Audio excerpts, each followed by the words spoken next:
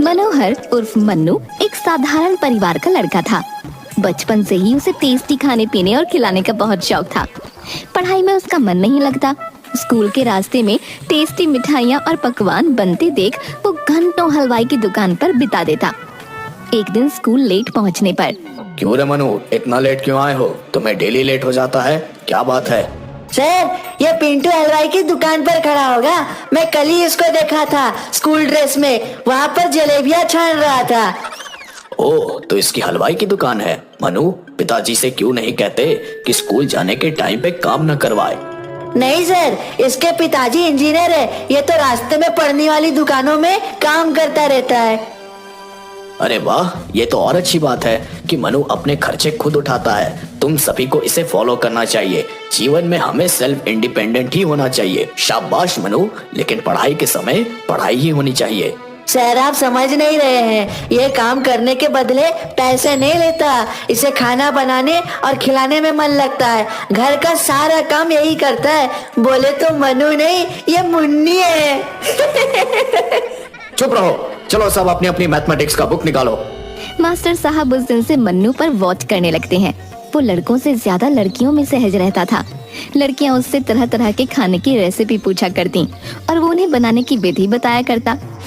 अरे सुनो सारिका, देखो मैंने क्या आम का अचार बनाया है, जरा चक्कर तो देखो। अरे वाह रे मन्नू, ला इधर ला। अरे कमाल का जादू है तेरे हाथों में मन्नू, इतना मजेदार अचार।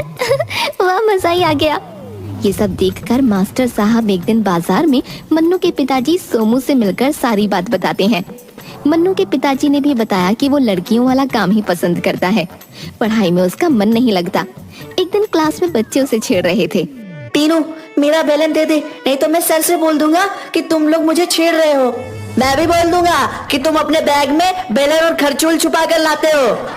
क्या हो रहा है? क्यों इतना शोर कर रहे हो तुम लोग? तुम लोगों ने पूरी क्लास को मछली बाजार बना के रख दिया है। सर, ये रोज अपने बैग में खरचूल और बेलन लाता है, सिर्फ खाने की बात करता रहता है, हमें पढ़ने में डिस्टर्ब करता है।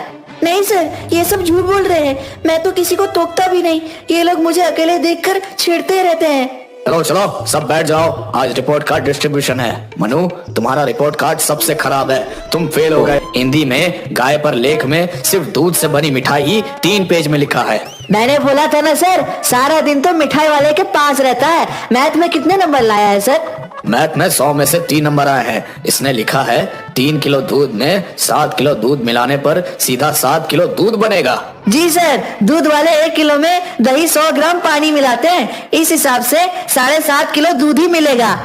देखो मनु, तुम ना मुझे समझ में आ रहे हो ना ही स्कूल मैनेजमेंट को, इसलिए मैनेजमेंट ने तुम्हें स्कूल से निकाल दिया है। सर, मन्नू तो हमें भी समझ नहीं आ रहा, कभी मन्नू तो कभी मुन्नी दिखाई देता है।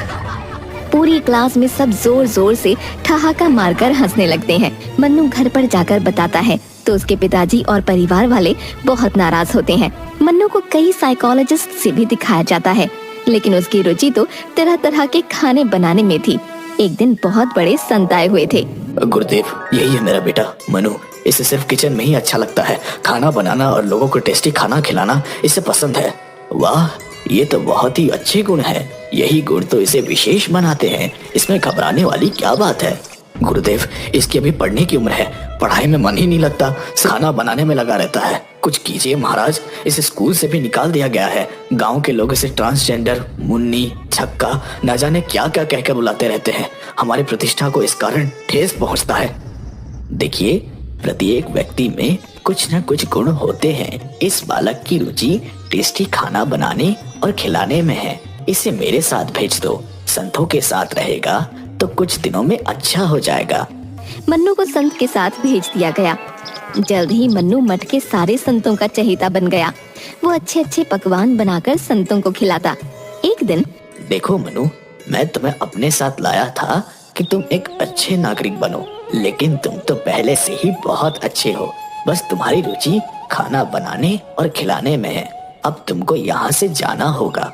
क्यों गुरुदेव, मुझसे कुछ गलती हो गई है क्या? तुम्हारी गलती नहीं है बेटा। मठ के सारे संत तुम्हारे द्वारा पकाए गए स्वादिष्ट भोजन के आदी हो गए हैं।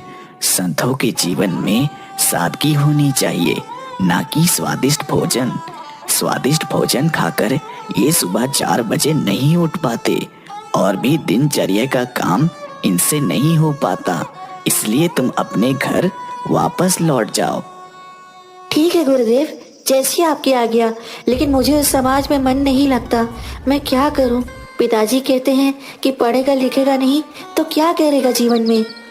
बेटा, तुम्हारा खाना बनाने और खिलाने का हुनर देख मुझे लगता है कि तुम्हें लोगों को खिलाने वाला काम करना चाहिए। मन्नू वापस अपने घर आ जाता है। गांव वाले फिर से उसे मुन्नी मुन्नी कहकर चढ़ाने लगते हैं। एक बार गांव के सरपंच हुकुमचंद की बेटी की शादी होती है। एक से एक पकवान बन रहे होते हैं। सरपंच के कहने पर मन्नू सारे पकवानों की देखरेख कर रहा था, लेकिन उसी वक्त हलवाई को हार्ट अटैक आ गया और एक मेन हलवाई लच्छू हलवाई को छोड़कर सभी कारीगर चले गए।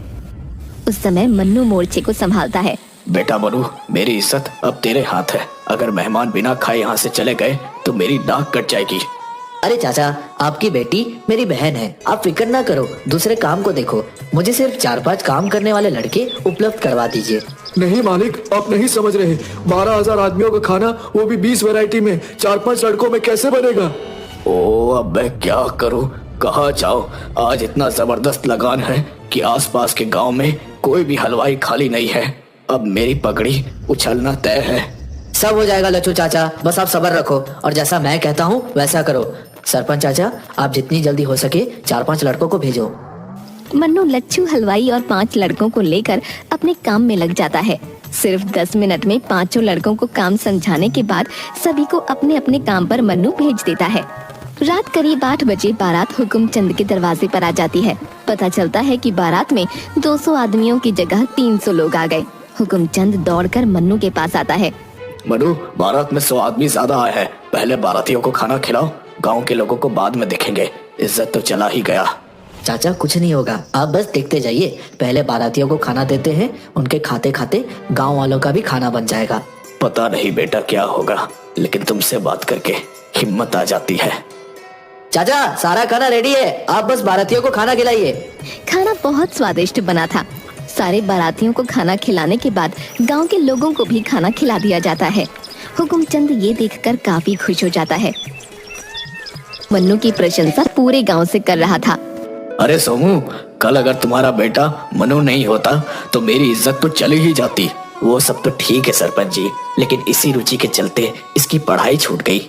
लोग इसे मुन्नी और न जाने क्या क्या कहते हैं। वो आपसे छुपा हुआ नहीं है। अरे कहने वालों को कोई रोक सका है? मनु में जो टैलेंट है वो किसी में नहीं। कल मेरी बेटी की शादी में एक से एक ऑफिसर, इंजीनियर, डॉक्टर, वकील, बिजनेसमैन आए हुए थे, लेकिन मनु ने मेरी पगड़ी की लाज बचाई है। इसके बाद मन्नू गांव में और आसपास में शादी समारोह में खाना बनाने का काम करने लगता है। बारात में आए एक सेठ मन्नू के खाने की, खासकर उसके टेस्टी डोसे को खाने के बाद मन्नू को शहर में उसके रेस्टोरेंट में काम करने का ऑफर देता है। मन्नू अब शहर में रेस्टोरेंट में जाकर काम करने लगता है, लेकिन जल्द ही रेस्टोरेंट के मेन शेफ से उसकी बनती नहीं और वो वहाँ से काम छोड़कर ठेले पर डोसे की दुकान खोल लेता है।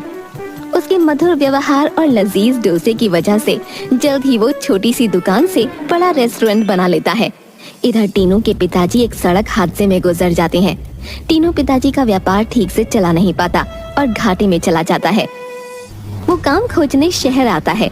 एक दिन टीनू को बहुत भूख लगी थी।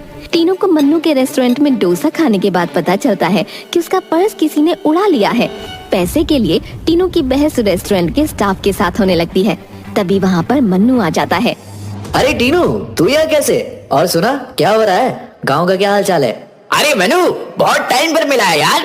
तुम्हारे पास अगर 225 रुपए है तो देना यार, मेरी जेब किसी ने काट ली है यार। मुझे डोसे का पैसा देना है। ठीक है, सर के पैसे मैं दे दूंगा, तुम लोग जाओ और हाँ, एक कॉफी लाना हम दोनों के लिए। आओ टीनू, बैठकर बात करते हैं। बहुत दिन बाद मिले हो। अबे तेरा तो हुलिया ही बदल गया है। और सुना, कहाँ काम चल रहा है आजकल? मेरा काम तो यही चल रहा है, तुम अपना सुनाओ, यहाँ कैसे? अबे वाह, इतने बड़े रेस्टोरेंट में काम। गुड यार, बहुत अच्छा काम पकड़े हो। तुम्हारी शिफ्ट कितने बजे की है?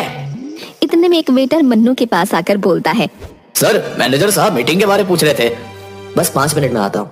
अबे साले जा मीटिंग अटेंड कर, नहीं तो मेरे चक्कर में मैनेजर कहीं तुझे छुट्टी ना दे दे। और हाँ देख, मैनेजर जैसे बड़े लोगों से टच बना कर रख। अबे ये कोट टाई बदल कर प्रॉपर वेटर वाली ड्रेस पहन ले, नहीं तो बड़े लोगों का मूड का क्या भरोसा। बस 5 मिनट रुको, मैं मीटिंग से होकर अभी आया। हाँ भाई, मुझे भी काम है तुझसे। ए वेटर, जरा इधर आना।